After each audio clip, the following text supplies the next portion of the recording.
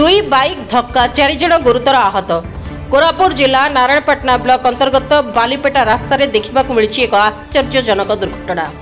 4 जन गुरुतर आहत होता बेले जड़े होती विपिन मेलेका, राहुल मेलेका, विजय सिरिका और 10म श्रेणी छात्री मामुनी कुलेसिका, जे कि आज मैट्रिक परीक्षा सारी मामू सहित घर को जाऊे। ठीक से बेले विक्रमपुर माटी कॉलोनी रास्ता मझिरे दुई बाइक मध्य धक्का होता। दुर्घटनार किछि समय भितर स्थानीय लोके 108 आंबुलांस को जोगाजोग करी स्थानीय गोष्ठी स्वास्थ्य केन्द्र को स्थानांतरित कराइथिले, किंतु डाक्टर विजय सिरिका अवस्था अति गुरुतर हेबारु कोरापुट जिला स्वास्थ्य केन्द्र को रेफर करथिले।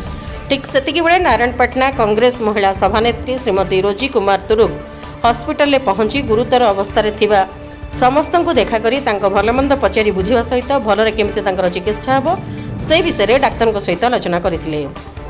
नारायणपाटना राजेश लुहांको रिपोर्ट, रिपब्लिक ओडिशा, साधारण लोकों स्वर।